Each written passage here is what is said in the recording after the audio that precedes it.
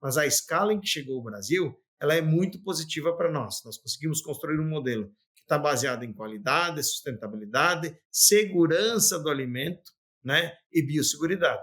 Isso dá confiança para os nossos clientes, a gente consegue distribuir aquilo que a gente produz para exportação, indo o pé e a asa de frango para a China, a coxa vai para a África e para o Japão, o peito vai para a Europa e para o México e para outros países aqui da América. Então, ou seja, há um equilíbrio nisso e que leva o Brasil a ser um grande concorrente.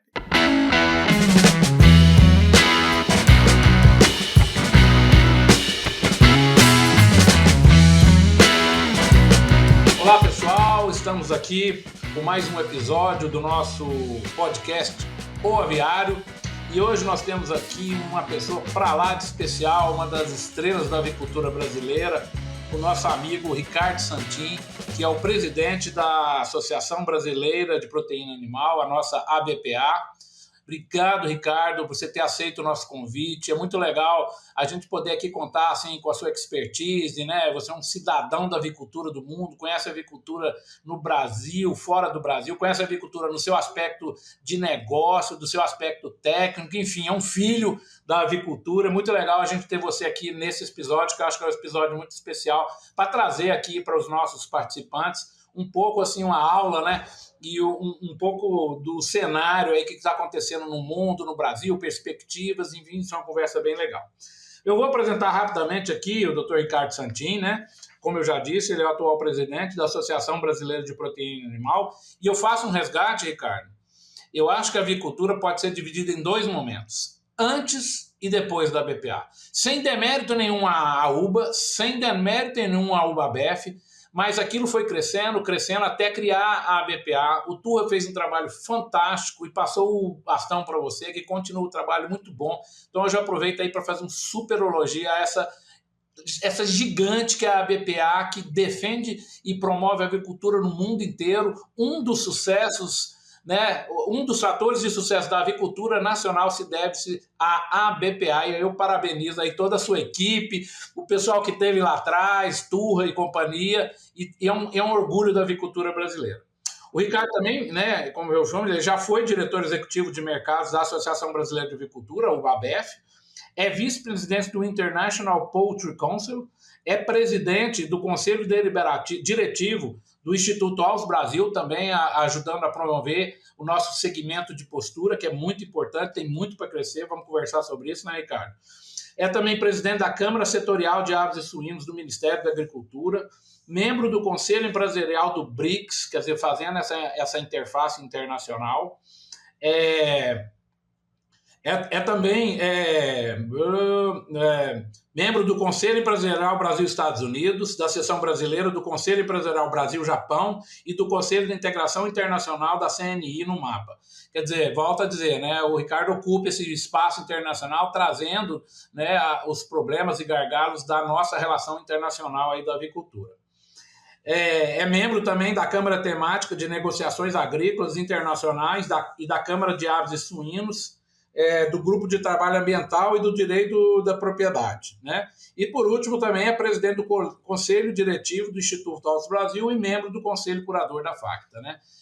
Então, quer dizer, ocupa todos os espaços, né? O Ricardo, volta a dizer, é uma das estrelas da nossa avicultura, né? E aí eu passo, Ricardo, para você fazer suas considerações iniciais. Bem, primeiro eu queria agradecer imensamente, professor Café, você, professor Marcos Café, que é um querido amigo, um técnico de escola, presidente agora da Associação Goiana de Avicultura, meu companheiro nessa trajetória, uma das pessoas que a gente se inspira e que ajudou tanto a chegar onde nós chegamos. Café, se a BPA ajudou é porque teve gente que nem você que construiu essa história ao longo dos anos, ajudando a formar alunos, ajudando a pensar a avicultura do futuro, a desenvolver tecnologia. Então, quero dizer, em nome de teu nome do Aviário, que está fazendo esses podcasts, agradecer essa oportunidade de estarmos juntos, bater um papo e levar para os nossos avicultores, as pessoas que estão envolvidas, um pouco do ambiente que a gente está aí vivendo e vendo para esse ano, que é um futuro muito positivo para a avicultura nossa, tanto de corte como de postura. Oi, Ricardo, eu queria começar a nossa conversa.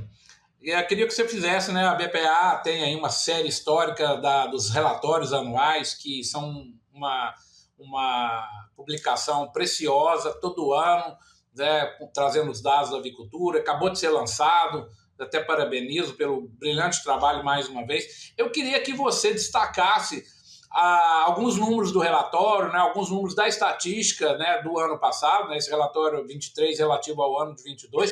Eu já de cara destaco um que eu comemorei muito, porque todo ano eu esperava que o Brasil passasse a China na produção, e isso finalmente aconteceu. Teve um ano passado também que a gente passou, né, mas a China é sempre complicado, questão de estatística, mas de novo, nós passamos a China. O que mais você, Ricardo, destacaria aí em termos, né, da performance da avicultura aí, relatado nesse relatório do ano de 22? Café, como você bem falou, a BPA é um marco que o Turra construiu, eu estava junto com ele acompanhando. Eu tenho a alegria de ser o autor, né, no futuro. Quem escreveu esse estatuto, fui eu que escrevi o estatuto da UBABEF e da BPA, então isso é uma coisa que foi construindo, e o relatório anual também foi melhorando ao longo dos anos, mas também tem uma virtude. É um relatório que é bom porque ele está em cima de dados bons. E o Brasil sempre cresce, tem coisas boas. A gente está trazendo aqui essa notícia boa, que é voltar a ser o segundo maior produtor de carne de aves do mundo, mas também nesse relatório nós estamos trazendo uma pegada muito grande de sustentabilidade, mostrando os programas que a BPA tem e assim por diante. Mas é importante ver que aí mais da metade do relatório são dados estatísticos que são importantes para a gente pensar no futuro. E eu começo dizendo um dado que às vezes as pessoas nem veem muito, e nem sei se ele está aqui dentro separadamente, mas a gente trouxe ao longo dos últimos 22 anos, Café, 169 bilhões de dólares de receita cambial dos setores de aves, suínos e ovos. São mais de R$500 bilhão. Veja que a nossa avicultura no ano passado, e aqui está no nosso relatório, mais de 10 bilhões de dólares foram a receita das exportações.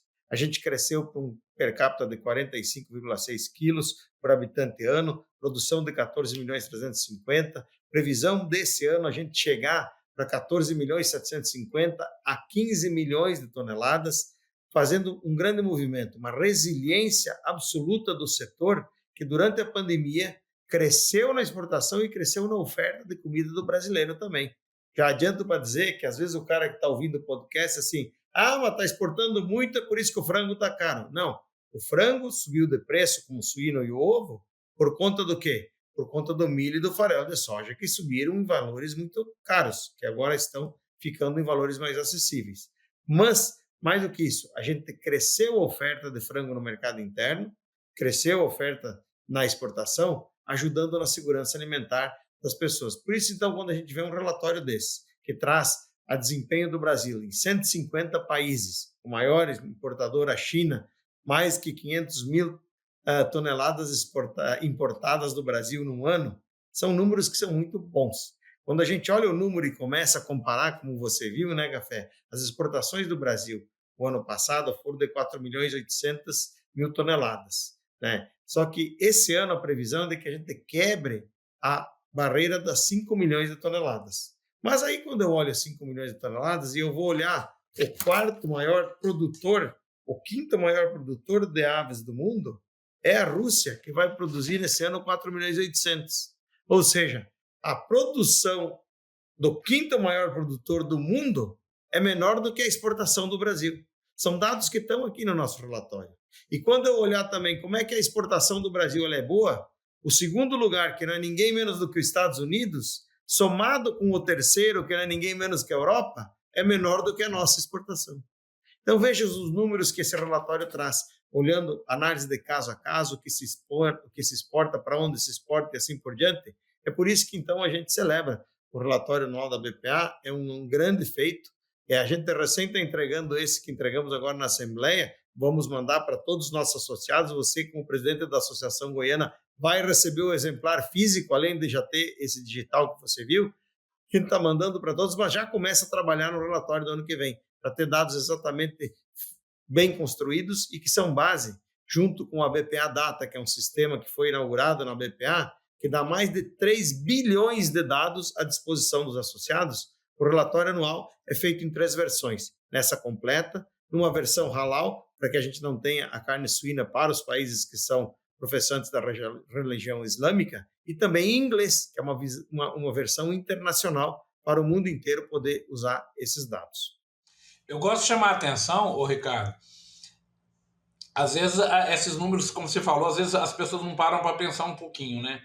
Exportar para 150 países, pessoal, são 150 normas de rotulação, o tipo do corte daquele mercado, enfim, detalhes, né, que assim até são curiosos em alguns casos, né?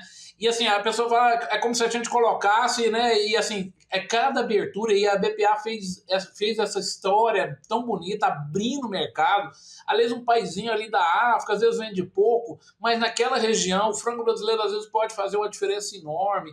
Então, assim, vamos dizer, além dos números, né, esse papel legal que a avicultura fornece uma proteína de altíssima qualidade a um preço bem acessível, com certeza é a proteína mais barata do mundo, e é exatamente levando não só, né, a nossa bandeira do Brasil para o mundo afora, mas a nossa competência, né? Eu falo, você imagina concorrer com os Estados Unidos, eu brinco assim, eles não estão lá conformados a gente se exportar mais que eles. Mas é exatamente a nossa qualidade, a grande avicultura que o Brasil tem, temos que celebrar isso e temos que dar crédito a essas empresas sensacionais que estão abrindo esses mercados e a BPA puxando essa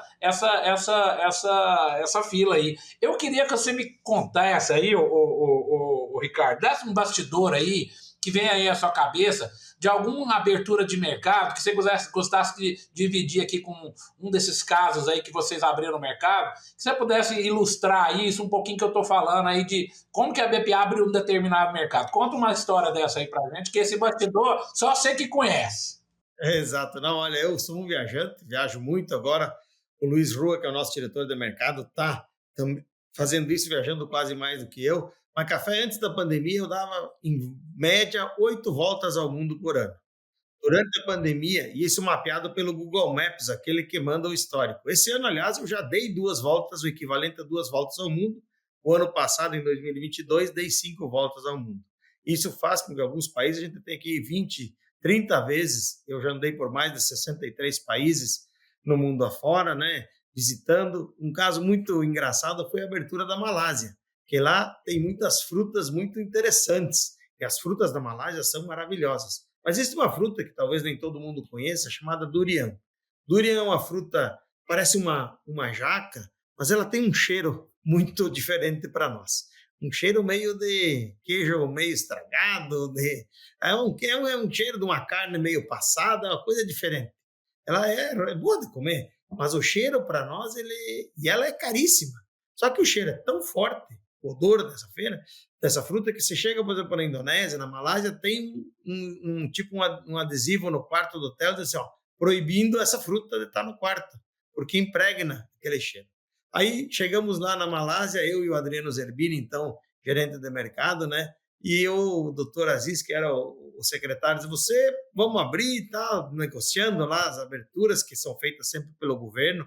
A nossa parte faz a parte privada de acerto, de mostrar o setor e assim por diante. Mas quem fecha os acertos é o governo brasileiro, né? Mas aí o doutor Aziz disse assim, não, você vai sair, mas antes você tem que comer as frutas. E eu disse assim, chefe, eu não vou comer isso, eu não vou comer isso. Eu digo, coma, o meu ditado é tudo em nome do frango, vamos embora. Digo, tem que comer, fecha o nariz e coma. Ele, coma. Aí tudo bem, chegou aquela fruta, veio. Quando entrou na sala, já entrou aquele cheiro assim estranho, né, para nós. Aí, daqui a pouco, ele vai colocar e tinha uma manga, um mangostino, aliás, delicioso, nunca comi tão bom, e a terceira, essa fruta. Quando eu vou colocar a fruta na boca, ele me diz assim, para um pouco. Eu digo, ixi, o que eu fiz errado? Será que eu peguei diferente, né? O que aconteceu? Eles, cameraman, vem filmar esse cara comendo. Tive que filmar comendo, dando risada, cara. Isso é só outro, não passar outro para a gente, nosso ouvinte, entender. Lá na China. Na China, você sabe que pé de frango, e aí pé de frango é muito consumido em alguns estados, né? Em nossa Minas Gerais ele é bastante consumido ainda, mas ele não é um hábito do brasileiro consumir o pé de frango, e lá na China é uma iguaria que é muito mais valiosa do que o peito de frango. O cara paga mais por um pé de frango, hoje um preço médio de $4.000 a tonelada, e o peito está lá 1.500, 1.800, para a gente ter uma ideia. Mas chegou lá, num evento, tinha uma autoridade, o Mr. Ge Ziron, um líder do partido chinês, e que veio lá numa feira e uma empresa me disse assim, traga ele aqui para ele experimentar o nosso pé de frango brasileiro já com o tempero preparado. Eu pedi para ele, ele foi, mas só que onde ele andava tinha assim 30 fotógrafos. 30 fotógrafos. É fotógrafo, gente, ele era uma pessoa muito importante. Chegamos lá, apresentei, ele olhou e disse, mas este pé de frango aqui, essa é a receita da minha família. Gosto, vamos fazer. E eu fiquei ali, aquelas fotos, ele pegou o pé de frango assim para comer, né? E eu tô aguardando ali, ó, apoiando ele, experimentado, ele pega e me entrega o pezinho de frango. Ah, meu Deus, na frente daquele monte de câmera de fotógrafo, eu nunca tinha comido. Fiquei pensando, o que que eu faço com isso? Ele pega um outro pezinho, faz um brinde comigo na frente da televisão e das fotos. E eu dei aquele delay, né? Que a regra, quem viaja muito, é o seguinte, deixa o anfitrião começar e vai atrás. O que ele comer, se ele comer com a mão direita ou com a mão esquerda, tu vai atrás dele. Né? Não faz o que ele não fizer e acompanhe o anfitrião. Quando vou colocar na boca café, coloco na boca, já me veio as lágrimas de tanta pimenta que tinha. E eu não podia, porque estava na frente dos fotógrafos. Então, são coisas assim que acabam acontecendo. Outros episódios, como você estar sozinho no meio lá do Paquistão e ter uma febre de 39 graus no hotel, né? Ou então, quando logo que comecei a minha vida de viajante lá em Dubai, eu saí, estou parado no hotel, de repente explode. Eu tinha visto uma imagem na televisão de um atentado à bomba. Você acredita que dali a pouco vou deitar, meia hora depois explode a caldeira do meu quarto do banheiro? Nossa! Derrubou toda a parede, derrubou tudo. Eu quase morri. Do coração não morro mais. Então são coisas que acontecem para você conseguir abrir mercado ou então para levar, porque às vezes não é só abertura do mercado, também são discussões técnicas que você sabe bem, né, Café?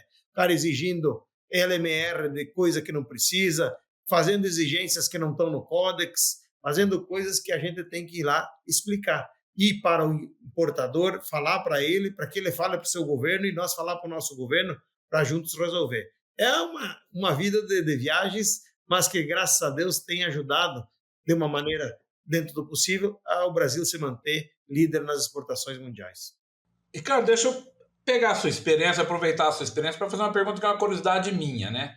Esse mês aí, né, a mídia está noticiando que a Índia passou a China em população, né?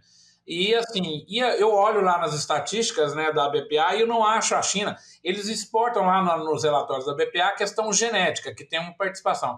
Mas como é que é o mercado da Índia?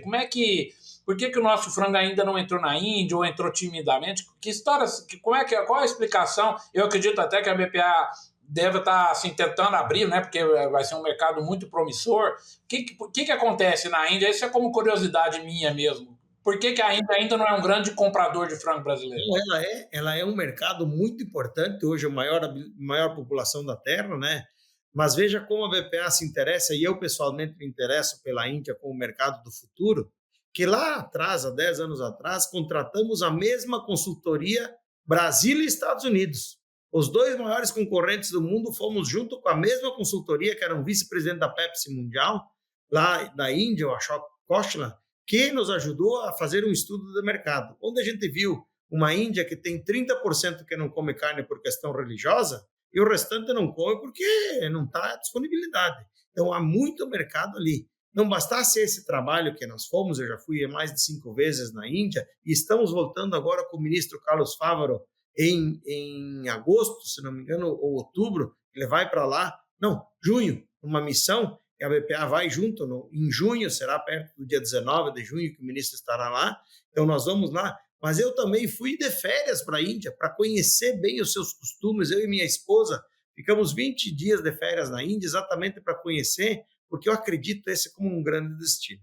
Mas o que a gente vê na Índia? O grande problema hoje, Café, ele está aberto para vender carne de aves, aberto para vender carne suína, mas o problema no caso das aves é que a tarifa é muito cara. Você tem uma tarifa para vender carne para a China que, se for frango em cortes, é de 100% e frango inteiro de 30%. Então, ele fica bastante difícil você arrumar negócios. Nós já tivemos empresas que venderam para lá, Aurora, Seara, já venderam contêineres, acho que a BRF também, pequenos volumes. Estamos trabalhando e estamos tentando progredir via BRICS para que tenha algum processo de parceria. A gente mandar o material, a matéria-prima daqui, haver um processamento local lá, que a gente possa desenvolver, especialmente na feitura de nuggets, de hambúrgueres que eles comem muito lá. Então, a Índia, sim, é um mercado. A dificuldade hoje maior é a tarifa, não há dificuldade sanitária, mas há também uma coisa que é o protecionismo local. Veja bem, eu estava lá na última vez que fui, com a visita do ex-presidente Bolsonaro, foi em fevereiro, lá quando estava antes de vir a pandemia. E, aliás, eu voltei de lá da Índia, Café, e cheguei no meu conselho e disse assim, pessoal, está chegando uma coisa muito feia, vamos nos preparar, porque esse troço vai vir. Deram risada da minha cara, sabe o que era que estava vindo? A Covid. Eu digo, meu Deus, o que eu ouvi lá na Índia e vi lá nas televisões locais é coisa bem complicada na China. Mas não bastasse isso, quando a gente foi para lá, a gente fez um trabalho, e aí um cara da associação chegou para mim e me disse assim, olha, eu gosto muito, eu vi o que o senhor falou, está muito bem, dá para fazer, mas hoje, se vocês vierem vender frango aqui, eu coloco 10 milhões de pessoas na rua protestando contra você no outro dia. Veja bem, claro, 10 milhões não é nada em 1 bilhão e 400, né? Eu boto 10 ali. Então, existe um protecionismo ainda, e que agora está cada vez diminuindo mais por força do desenvolvimento da Índia, que cresce a a taxas maiores que 5%, 6% ao ano, que tem um processo de urbanização acelerado e que está, assim, pedindo isso. Eu creio que em pouco tempo nós vamos estar lá com presença bastante forte e estão preparando. Se der para fazer um acordo Mercosul e Índia, aí sim o Brasil vai ter muito tempo e ter que trabalhar muito, porque só o que o indiano vai comer mais de frango, quando tiver uma oferta razoável e boa para ele, vai ser muita carne e nós vamos ter que produzir muito mais. Ah, legal, é isso mesmo. Eu não sabia desse detalhe da tarifa, né? Hoje que é essa barreira, mas com certeza vocês vão derrubar isso e como você falou, nós vamos vender muito frango na Índia. Ricardo, eu queria falar um pouquinho agora, que eu acho que é um tema muito caro para você, particularmente, e também para a BPA, sobre a sustentabilidade, que é muito importante, não é um assunto de moda, isso é muito sério, né? Acho que essa palavrinha está mudando a forma da gente enxergar todos os sistemas de produção, especialmente os nossos sistemas do agro, né? Nós temos que ter um compromisso, um comprometimento com esse conceito de sustentabilidade. O que você, né, diria aí para os participantes do nosso podcast aí sobre como que a avicultura tem trabalhado esse importante item da nossa produção, a sustentabilidade? Bem, eu sou absolutamente favorável a trabalharmos em favor da sustentabilidade, mas digo o seguinte, nós somos uma das aviculturas mais sustentáveis do mundo. Nós até não podemos ser o melhor do mundo, mas também não tem ninguém melhor do que nós. Esse é um ponto bem claro para a gente deixar colocado, né? Nós temos a sustentabilidade no nosso DNA, mas na BPA ele é um programa que agora foi estruturado dentro da BPA. Eu fiz questão de criar dentro da BPA o Programa de Incentivo à Produção Sustentável, onde a gente fez na Academia BPA aulas e palestras para mostrar qual é a legislação que incide em cada propriedade, o cuidado com a água, a inserção da energia solar, agora da biodigestão e outras práticas, inclusive na nova temática ESG, né, que é Environmental Social Governance, mas também cuidando do meio ambiente, e uma sustentabilidade que a BPA prega, a sustentabilidade que junto com ela tem o bem-estar do animal, mas o bem-estar do ser humano, que viva em um ambiente sustentável, que as famílias vivam bem, que o produtor viva bem, tenha qualidade de vida, possa cuidar do seu aviário também, tendo qualidade de vida, cuidando das aves, mas cuidando de si mesmo, que o trabalhador na fábrica tenha proteção laboral, que tenha proteção e saúde, disponibilizando e crescendo junto conosco, com o setor, mostrando que o setor é muito grande. E essa sustentabilidade é o que a gente faz hoje no dia a dia. Ninguém consegue fazer uma produção de carne de frango ou de ovo se não estiver dentro das regras de sustentabilidade. E o que a gente defende muito, e eu defendo com muito ardor, e digamos assim, eu sou um fã disso, porque antes de entrar na BPA, eu tinha até mesmo uma consultoria que queria trabalhar com sustentabilidade, e eu sou neutro de emissões, por quê? Porque plantei X árvores que estão lá plantadas, conservadas, exatamente para compensar as minhas viagens e o meu uso do dia a dia. Se todo mundo fizesse isso, a gente já teria um valor muito grande. Mas o Brasil já faz isso naturalmente, através da conservação da nossa Amazônia, das florestas dentro do Código Florestal e assim por diante. Mas no nosso setor especificamente, eu digo que nós somos tão sustentáveis que do frango só sobra o grito. A gente tem uma economia circular que você sai uma água mais limpa do que você coloca, separa o óleo, né, das graxarias, a parte sólida ela vira adubo ou adubo líquido, ou seja, numa circularidade sustentável absurda. E eu, por fechar esse tema, Café, eu te digo uma pesquisa da universidade, uma pesquisa feita pelo DEFRA do Reino Unido. A tonelada equivalente de produção de carne de frango brasileira, ela é 1,2 tonelada equivalente de carbono para cada tonelada de carne. Comparado com a inglesa, que tem 2,4. Agora, se eu pegar esse frango brasileiro e levar para a prateleira do supermercado, lá em Londres, eu chego na prateleira a 2,47 e o frango inglês local chega a 2,80. Mas, mesmo com esse transporte. Mas essa pesquisa, Café, foi feita pelo DEFRA, do Reino Unido, que é a Embrapa deles lá, o mapa deles. Só que foi feito em 2008. Você que é um técnico que de primeira linha sabe o quanto nós já evoluímos de 2008 para hoje. Hoje você coloca um Dark House, White House com energia solar, é uma só conversão alimentar que você faz do frango, é a diminuição de excrementos com elementos que podem ser agressivos ao meio ambiente, é imensa.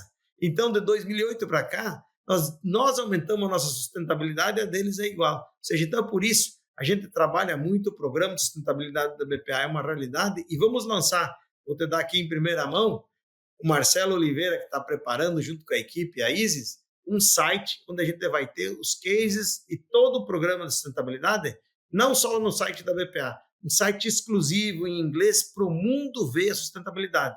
Nós lançamos a campanha e quem quiser ver e tiver tempo, vá no canal da BPA do YouTube. Chama-se Good Food for People for the Planet. É uma campanha feita em mandarim, em alemão, em espanhol, em inglês, francês, onde a gente mostra a sustentabilidade da produção de aves e suínos do Brasil e que está lá à disposição, quem quiser, no canal é www.youtube.com/bpa. Pode olhar esse filme que concentra todas as ações de sustentabilidade da nossa produção. Parabéns, Ricardo. É como você falou, né? Tem que fazer e mostrar, né? O mundo tem que enxergar a gente, né? Exatamente. Muitas vezes essas imagens passam uma distorção, como se a gente destruísse, né? Então, o agro, eu acho que ele comunica muito mal. A gente tem que aprender a fazer essa lição de casa, mostrar o tanto que a gente se preocupa com todos os aspectos, né? Então, muito legal, parabéns. Bom, Ricardo, eu não posso deixar de te perguntar, de abordar, eu acho que talvez o assunto que tenha te tirado aí algumas noites de sono, dos seus amigos empresários, que é a influenza aviária, né? Eu já falei isso em ocasiões publicamente anteriores, vou reforçar, eu quero elogiar o Ministério da Agricultura, tem feito o trabalho, o dever de casa. Eu brinco assim, tomara que ela não venha, certo? Nós estamos rezando e tal. Mas se por acaso ela vier, nós nunca tivemos tão bem preparado, aí eu falo como Estado, como empresa, as empresas estão dando um show de biosseguridade, a BPA tem puxado isso, vocês têm produzido material, divulgado isso no Brasil inteiro, né? Então, assim, mas é claro, a gente não quer que ela apareça, que ela continue longe da gente, que certamente se entrar nós vamos ter prejuízos. Mas como é que você está enxergando, o que a BPA, né, tem feito em relação a essa questão da influenza? Bem, eu acho que é isso, começar repetindo o que você falou. Nós estamos livres de influenza aviária, nunca tivemos. Temos que elogiar as nossas empresas, o Ministério da Agricultura, secretarias da Agricultura estaduais e municipais, que juntos têm feito um trabalho que é de excelência. Só eu digo que café eu passo, e eu como vice-presidente do Conselho Mundial da Agricultura, às vezes o cara lá, por exemplo, no dia veio da França assim, quando você vai contar que vocês têm influenza aviária? Com aquele cinismo, né, deles, e eu digo assim, quando tiver. Exatamente, fique bem tranquilo, quando tiver vou te contar. Agora, não vou dizer que tem, não tendo, só porque você tem. Fique bem tranquilo, quando tiver nós vamos dizer. Aliás, no último ano nós tivemos 40 mil testes, o Ministério da Agricultura fez, a BPA inclusive fez doação para o Ministério de material, para todas as superintendências que não tinham material para testar, fizemos a doação, 40 mil testes todos negativos. Para ter uma noção, o nosso ouvinte ter uma noção de equiparação, os Estados Unidos fez 35.900 nesse mesmo período. Ou seja, o Brasil está pesquisando. Eu bato na madeira, rezo todo dia, mas só tem uma coisa que funciona, é trabalhar em prevenção. E a prevenção nós estamos colocando. O Grupo Especial de Prevenção à Influenza Aviária foi criado na BPA, tem contato direto com o Conselho e com a Presidência, tem um comitê científico específico que está trabalhando, preparando os protocolos, fazendo as campanhas. E como você disse, o que estamos preparados? Não queremos que venha? Claro que não queremos mesmo. Mas se chegar, nós estamos preparados para fazer o quê? Fazer o que o mundo já está fazendo. Só tem um grande país produtor que não tem influenza aviária, que chama-se Brasil. O resto está todo mundo tomado de influenza aviária e convivendo com essa doença. A doença é uma doença das aves, não se transmite pela carne, não afeta os humanos, é uma doença dos animais. O problema da influenza aviária, ele vem aqui, é matar os animais e nós não ter comida para comer. Esse é o grande problema. Por isso que nós temos tanta prevenção. Agora, não é uma doença para a gente, não é uma doença para ter problema. O que acontece? A gente tem que prevenir para cuidar das aves, para cuidar da alimentação, para cuidar da indústria, mas estar preparado, inclusive, para que se um dia chega, por exemplo, em aves silvestres, que pode ser talvez o primeiro caminho a chegar, o Brasil diz assim, existe aqui, a nossa produção está livre, você pode ficar bem tranquilo, como o maior exportador nós continuaremos com mais de 30% do market share global. Então é isso que o Brasil está fazendo, é isso que a BPA está fazendo. Fazendo o que, acima de tudo? Campanhas, reuniões, capacitação, fazendo material de imprensa, trabalhando com o governo e dizendo, estamos aqui nos preparando para o pior, trabalhando para o que for na frente e esperando o melhor. E o melhor acontece quando você trabalha bastante em prevenção, que é ficar longe como ficamos até agora. Ótimo, né? Eu acho isso muito legal, né? Passar aí para todo mundo que acompanha a gente aqui que nós estamos fazendo o nosso dever de casa com excelência. Muito bom. Ricardo, eu queria te perguntar também, assim, como é que você enxerga hoje, e aí pensando de hoje para frente, como é que é a avicultura brasileira concorrendo, aí pensando, né, na concorrência com os americanos, né, com os Estados Unidos, com os chineses, enfim, são os grandes players aí, né? Você, como você já testemunhou aqui, conhece a avicultura do mundo todo, né? Como é que é a nossa competitividade e pensando isso também ali na frente? A tendência nossa é passar os Estados Unidos a produção, é ter mais excelência. Eu até já aproveito aí para falar também do nosso sistema produtivo, das nossas empresas que não cansam de investir, né, em novas tecnologias, não cansam de investir em novos sistemas, em novos manejos, nutrição, genética, etc. Né? Eu sou suspeito para falar que eu sou dessa área, mas assim, é claro, os nossos concorrentes também estão investindo. Como é que você enxerga, né, a nossa competitividade frente a esses, eu não vou nem colocar concorrentes, esses nossos parceiros, né? Mas no mercado a gente briga. Como é que você enxerga essa dinâmica? Eu vejo o Brasil continuando como protagonista e se afirmando cada vez mais nessa posição no mundo. Eu tenho dito, Café, nessas palestras aí mundo afora, assim, ó, nós não somos melhor do que ninguém no mundo, mas também não tem ninguém melhor que nós. Esse é um ponto bem claro. O Brasil está na ponteira de todas as tecnologias e a qualificações e utilizações técnicas que o mundo pode fazer em toda a produção de aves. Nós, inclusive, você vai receber também o nosso trabalho de competitividade. Nós fizemos um trabalho de competitividade que vamos mandar para os nossos associados, exatamente para estudar a competitividade dos setores de aves, suínos e ovos no futuro, como pensar no futuro e o que a gente tem. No passado, tínhamos uma competitividade muito mais forte calcada em grãos, porque o grão era muito barato.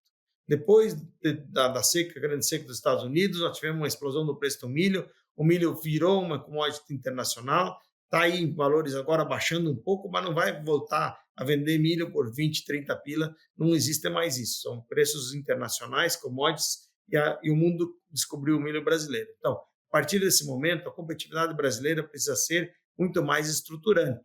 Nós temos, sim, andando para a indústria 4.0 cada vez mais, indústrias, inclusive, que estão já girando na produção de aves com blockchain, com internet das coisas.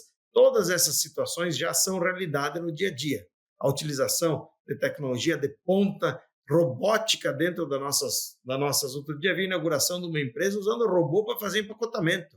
O paletização toda robotizada. É coisa de primeira linha. Nós usamos, né, sensores de calor dentro dos aviários para ver qual é a zona que tem que trocar o ar e assim por diante. Ou seja, tudo isso, inclusive, vai ser objeto de uma campanha da BPA para mostrar para as pessoas essa altíssima tecnologia, desde lá da linha pura, se eu perguntar para o nosso ouvinte assim, se eu te falar que nós usamos tomografia computadorizada na produção de frango, o cara não acredita, né? Acha que é um hospital. Se eu mostrar a imagem do incubatório, ele vai pensar que é uma UTI. E lá nós estamos incubando ovo, de tão limpo que é. Mas essa tecnologia toda que nós estamos fazendo e que nós vamos mostrar novamente no dia 6 a 8 de agosto de 2024, o nosso CIAVES, Salão Internacional de Proteína Animal, em São Paulo, do ano que vem, exatamente demonstrar que o Brasil tem competitividade. Quando eu olho a competitividade nossa contra os nossos concorrentes, a gente vê sim que tem países que podem crescer mais, mas a escala em que chegou o Brasil, ela é muito positiva para nós. Nós conseguimos construir um modelo que está baseado em qualidade, sustentabilidade, segurança do alimento, né, e biosseguridade.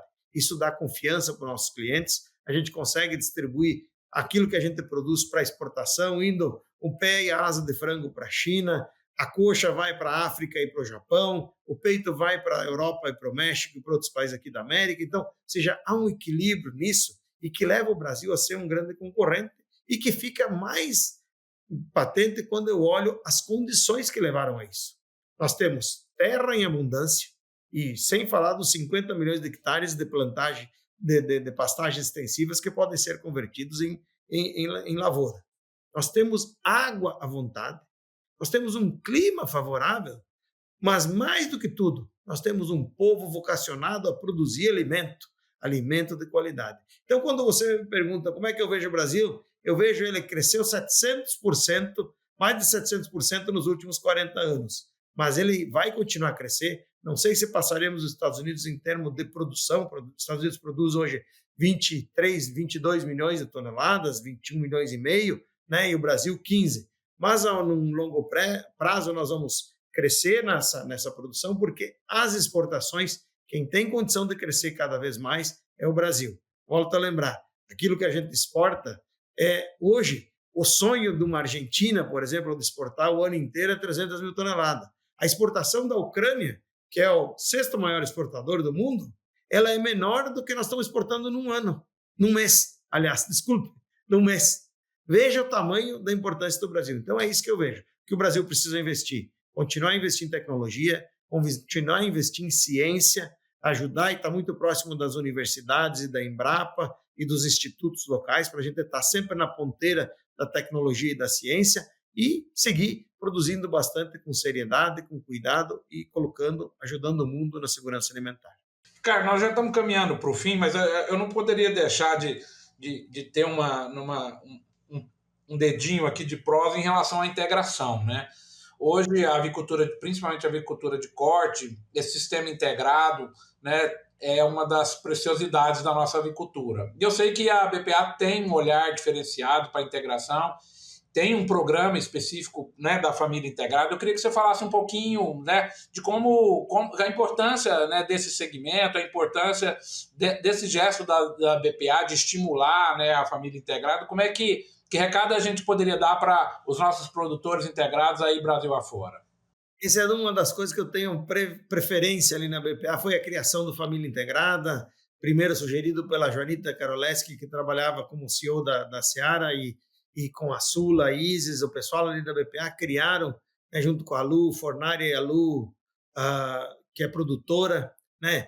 Essas pessoas que sugeriram, o Ribas, que também sugeriu a criação do programa, faz com que a gente tenha contato com quem? Com o nosso produtor. Não existiria nada dessa grande indústria, esses números que eu te dei, Café, se não tivesse lá um produtor, uma família dedicada. Hoje temos aí, especialmente aí no Centro-Oeste, maiores produtores, profissionais que estão indo, contratando, fazendo isso. Mas o que vale é dizer assim, é lá o produtor, é a família levando para eles essa comunicação. E o sistema de integração, ele trouxe exatamente uma proteção. Eu participei, junto com o Cláudio, junto com vários do setor, a gente participou da construção da lei de integração, junto com a CNA, construindo um marco legal para essa nossa atividade. As CADECs são uma realidade, a gente não pode entrar nisso de o cara querer demais. O que passamos agora na pandemia, ficou muito claro, Café. O milho saiu de R$30 a saca de 2019, 38, para R$100. Qual o produtor que conseguia aguentar isso sozinho e não tivesse um sistema de integração para distribuir e amenizar esse custo?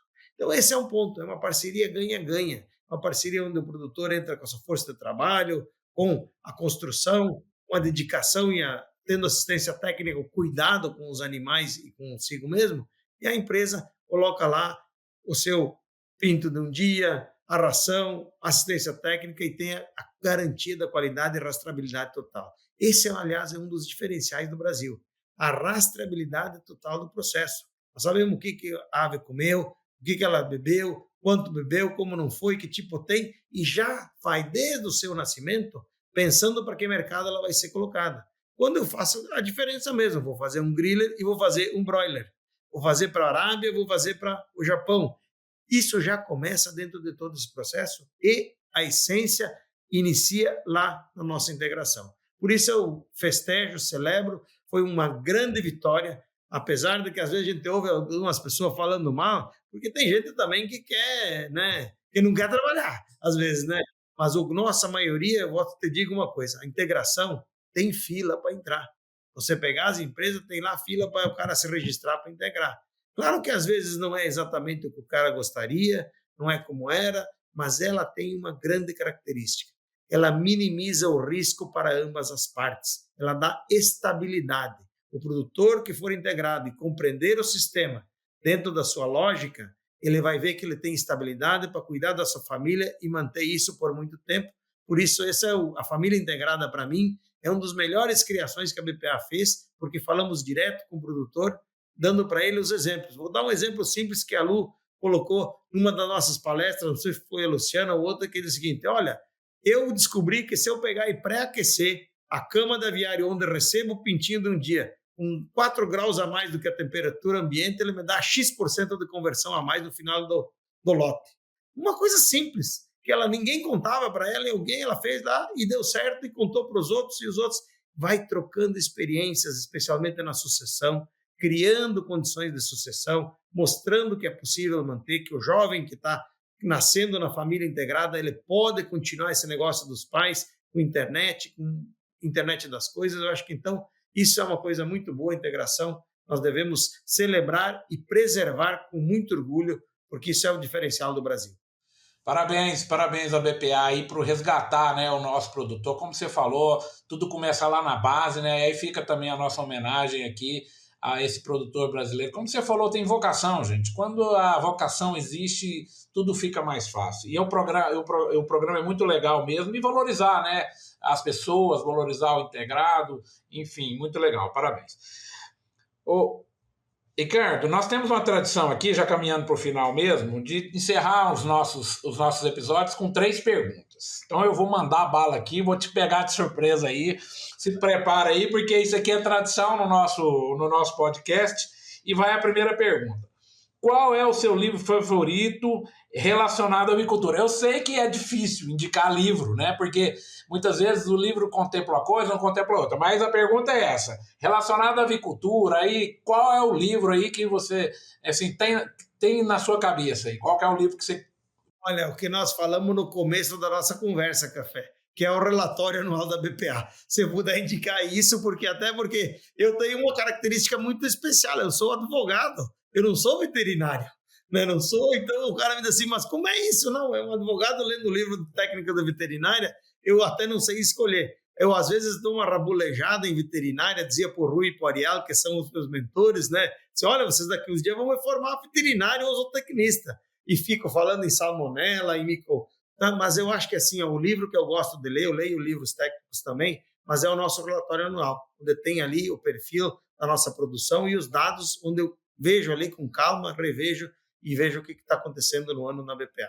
E o que é bom, né, dos relatórios, né, que são fresquinhos, são dados assim, né, nessa dificuldade que né, colher dados no Brasil, ele é um dado de qualidade e super atualizado. Às vezes demora 2, 3 anos para soltar um relatório, outros setores, né, e a avicultura todo ano tem, igual o carnaval, todo ano tem. A outra pergunta, Ricardo, agora esquece a avicultura, certo? Café, mas só uma coisa, nesse caso do relatório, os associados da BPA têm acesso também ao BPA Data, que são 3 bilhões de dados que o cara pode ali buscar e nos ajuda a fazer esse relatório com muita rapidez, como aquele dado dos 160 bilhões né? São 200 mil containers por ano exportados, para quem está ouvindo, um container equivale a 2 caminhões de mudança que a gente vê no dia a dia. Então, isso são números que você olhando consegue ver a grandeza do Brasil nesse ponto. Agora a outra pergunta, qual é o seu livro favorito? Aí esquece a área, um livro que te marcou, um livro que ou você leu recentemente, ou leu lá atrás, enfim, um livro aí que vem à sua cabeça. Que eu já li 2 vezes, estou indo para a terceira, que é O Universo numa Casca de Nós, sabe? Do Hawking, sabe? Stephen Hawking, aquele físico cientista que mostrava lá, né? E ele mostra dentro disso, com todas as coisas, discutindo o universo, discutindo tempo, espaço-tempo, relação. E o mais importante desse livro, que chega uma hora que ele diz assim, bom, eu estou indo lá, descobri a bóson de Higgs, a partícula, mas tem um ponto que a partir daqui a física não explica. Você pode dar o nome de Deus, o que você quiser, mas isso é um livro que todos deveriam ler, para nos desmistificar os casos da física, mas para também ver uma das mentes mais brilhantes do mundo contar que dali para adiante só Deus pode ver isso aí. É uma referência, né? Por último, Ricardo, na sua opinião, o que diferencia um profissional da avicultura de sucesso? O que é um profissional que tem que ter para alcançar o sucesso? Eu acho que um profissional, primeiro que ele tem que ser dedicado e amar o que faz. Aquilo que eu disse, nós somos um povo vocacionado, mas quem quer vir para a avicultura tem que saber que é uma atividade árdua, né? Nós temos que estudar muito. Não é só jogar milho, porque o cara pensa que a avicultura é jogar milho para o franguinho crescer, para a galinha crescer no fundo do quintal, que nem as nossas avós faziam. Hoje não, hoje nós temos que disputar, 35% do market share global é nosso, mas para ficar como líder tem que trabalhar muito. E o profissional é aquele que precisa se dedicar, precisa ler, precisa estudar, precisa estar informado, escutar podcast, ler notícias, ler o todo do mundo também e ter, acima de tudo, dedicação. Ter paciência, ter ciência, cuidar com base em ciência e fazer essa dedicação que é sensacional. A gente vê hoje mais de 4 milhões de profissionais que trabalham direta e indiretamente na cadeia de aves, suínos e ovos do Brasil. Ricardo, muito obrigado mesmo. Aí eu sei que sua agenda é super apertada. Você mesmo já confessou que viaja o mundo inteiro várias vezes por ano. E assim, obrigado mesmo por você ter reservado aí um espaço na sua agenda para ter essa conversa tão gostosa, para trazer informações, curiosidades. Eu gostei muito, né, do nosso papo e realmente mostra isso. É claro, a avicultura já tem essa autoestima elevada, né? Mas cada vez que você, né, traz aí a eloquência dos nossos dados, né, com essas competitividades que você muito bem colocou, o que é o Brasil, que a gente está no lugar certo, fazendo a coisa certa, isso ainda vai durar muitos anos. Então, você traz uma série de informações, enfim, de dicas para a gente que são muito preciosas. Eu tenho certeza que o nosso podcast vai estar bem, né, aquinhoado aí com a qualidade enfim, desse papo gostoso que a gente levou aqui. Muito obrigado e eu deixo aí, né, com você para fazer as palavras finais. Bem, primeiro eu quero agradecer, Café, esse momento alegre, de amizade, de alegria, de bater um papo tão fluido com você, que é um especialista, é um cara que conhece, que está ajudando. Agora, meu parceiro de presidência da BPA, você está ali na minha assembleia, é meu eleitor ainda, né? Você vai votar. Com certeza. Ou seja, mas eu acho que esse é um ponto. Primeiro, agradecer a oportunidade, ao Aviário, de nos fazer chamar para a gente conversar, bater um pouco disso. Eu acho que é muito importante. A nossa avicultura ela é muito pujante, ela é importante para o mundo. O que nós fazemos tem uma responsabilidade muito séria. Eu tenho um statement que é: não pode haver fronteiras para os alimentos. There should be no border for food. E essa traz nele o quê? Uma responsabilidade de que o mundo espera e que cada vez que a gente faz um pequeno trabalho aqui, quando cria um frango, o produtor está cuidando lá, pode ser que uma pessoa lá no outro lado do mundo, uma criança ou um velho, só vai comer bem porque você trabalhou bem aqui. Isso é muito importante e é muito gratificante. A gente fazer isso, a gente sabe que o Brasil é muito importante, mas também a humildade da gente ter. Tenho atrás de mim aqui a figura de São Francisco de Assis, que ensinou a gente a ser humilde. Aprendi humildade maior ainda com o Turra, demonstrar as coisas e dizer assim: eu estou aqui preparado para trabalhar, para mostrar ao mundo que eu quero colaborar na segurança alimentar. E, acima de tudo, eu sou um cara crente, a gente tendo Deus no coração e pensando para o bem, a nossa avicultura vai ir cada vez melhor, porque o mundo precisa do frango brasileiro e nós estamos preparados para ajudar eles na sua segurança alimentar. Obrigado, gente. E a gente se vê no próximo episódio. Valeu, Ricardo. Tchau, tchau. Valeu, pessoal.